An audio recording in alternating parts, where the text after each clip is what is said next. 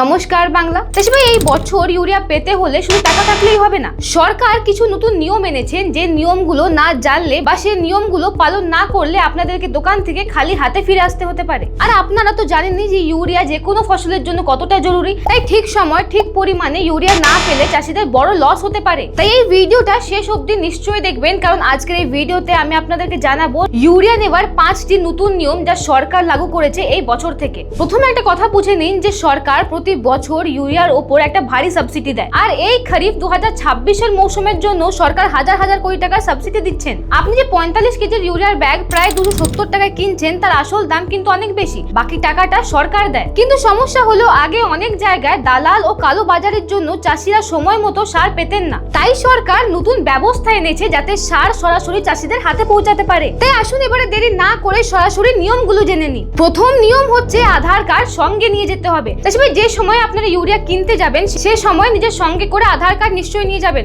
এখন প্রায় সবই দোকানে ইপিওএস মেশিন থাকে, সেখান থেকে আধার ভেরিফাই করতে হবে। কোথাও কোথাও এই কাজটা ওটিপি দিয়েও হয়ে যাবে, আবার কোথাও কোথাও ফিঙ্গারপ্রিন্ট দিয়েও ভেরিফিকেশন হয়ে যাবে। চাষিভাই, ভেরিফিকেশন শেষ হওয়ার পরেই আপনারা ইউরিয়া পাবেন, তার আগে না। তাই আধার কার্ড নিয়ে যেতে একদম ভুলবেন না। আর যদি কোনো কারণে আধার কার্ড না থাকে তাহলে ভোটার আইডি কার্ড বা অন্য কোনো ভ্যালিড আইডি কার্ডও চলতে পারে। তবে আধার কার্ড থাকলে প্রসেসটা একটু সহজ হয়ে যাবে। তাই চেষ্টা করবেন যেন আপনাদের কাছে আধার কার্ডই থাকে। দ্বিতীয় নম্বর হচ্ছে ফার্মার আইডি বানানো। চাষিভাই, এই সময় ফার্মার আইডি খুব গুরুত্বপূর্ণ হয়ে উঠেছে। ফার্মার আইডি হলো চাষিদের জন্য ডিজিটাল পরিচয়পত্র। এখানে আপনার জমির জানকারি, মানে আপনার কাছে কতটা জমি আছে, আপনার ফসলের জানকারি, আপনার ব্যাংক অ্যাকাউন্ট আর আধার কার্ড লিংক থাকে। চাষিভাই, এই বছর পশ্চিমবঙ্গে অনেক কেন্দ্রীয় সরকারি কৃষি প্রকল্প ও ডিজিটাল ব্যবস্থা আরো বেশি গুরুত্ব পাচ্ছে। তাই ভবিষ্যতে যে কোনো সরকারি সুবিধা, ফসল বীমা বা কৃষি ঋণ অথবা সার বিতরণের ক্ষেত্রে এই ফার্মার আইডি খুব গুরুত্বপূর্ণ ভূমিকা নিতে পারে। তাই যদি এখনো ফার্মার আইডি না করে থাকেন তাহলে যত জলদি সম্ভব করে নিন। ফার্মার আইডি বানাবার জন্য আপনার নিকটবর্তী সিএসসি সেন্টার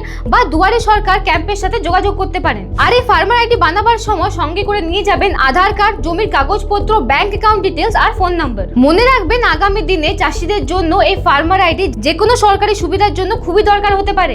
3 নম্বর নিয়ম হচ্ছে এবার থেকে আপনার জমি অনুযায়ী আপনারা সার পাবেন। এটা খুবই গুরুত্বপূর্ণ নিয়ম যেটা সরকার লাগিয়েছে। এবার থেকে আপনাদের ফার্মার আইডিতে যতটা জমি আপনাদের নামে রেজিস্টার আছে আপনারা তার ভিত্তিতেই সার পাবেন। ধরুন আপনার কাছে 10 বিঘা জমি আছে কিন্তু আপনার ফার্মার আইডিতে মাত্র 5 বিঘাই রেজিস্টার আছে, তাহলে আপনারাও শুধু ওই 5 বিঘার জন্যই সার পাবেন। তাই ফার্মার আইডি বানাবার সময় জমির তথ্য ঠিকভাবে আপডেট করবেন।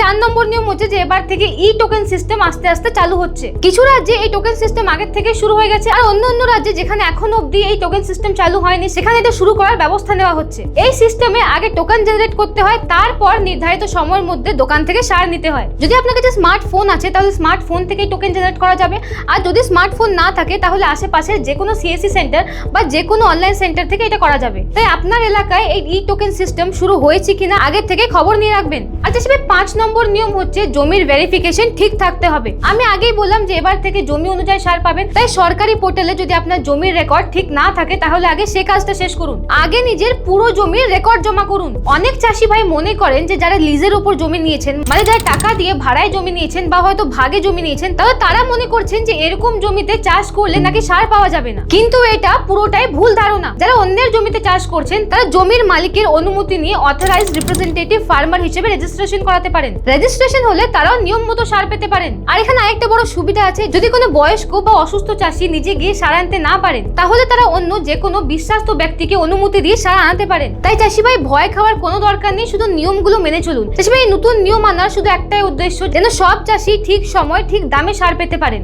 বিনা কোনো চুরি ঝাপটা ছাড়া। তাই আবারও বলছি, ইউরিয়া নেওয়ার সময় এই 5টা নিয়ম অবশ্যই মনে রাখবেন। আধার কার্ড সঙ্গে নিন, ফার্মার আইডি বানিয়ে নিন, জমির তথ্য আপডেট করুন, ই টোকেন সিস্টেম থাকলে টোকেন নিয়ে যান, আর জমির ভেরিফিকেশন ঠিক আছে কিনা দেখে নিন। তো চাষিভাই, ভিডিওটা ভালো লাগলে একটা লাইক নিশ্চয়ই করবেন। আমাদেরকে কমেন্টে জানাবেন যে আপনার এলাকায় এই নিয়মগুলো লাগু হচ্ছে কিনা। দেখা হচ্ছে পরের ভিডিওতে।